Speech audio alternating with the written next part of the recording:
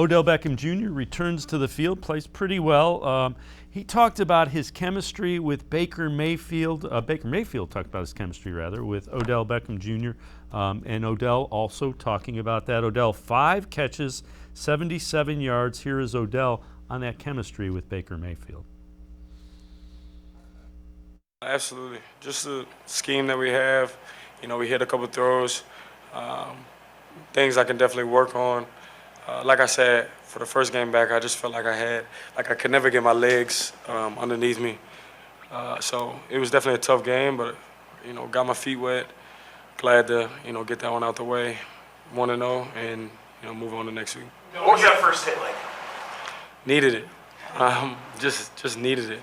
Actually, the first hit came on a pass that I didn't catch, and my shoulder popped out, and I was like, all right, of course, something like that would happen, and we just, it was good to feel that and get back into it. And then, the game went on and it was a little bit smoother. Mary Kay, he played a lot of snaps. I mean, I was surprised he was in as much as he was.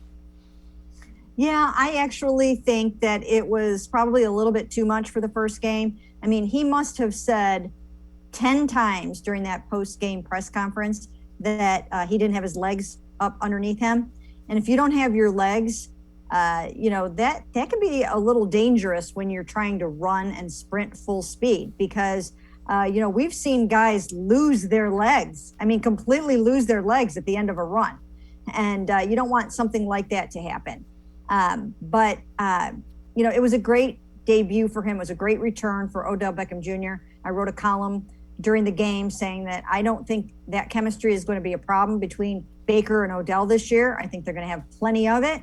I think that was those were scheme issues in the past. That was a Freddie Kitchens issue. It was a Baker Mayfield not being up to speed in the offense yet in the first half of last year. And I think they're going to be dynamite together for the rest of this year.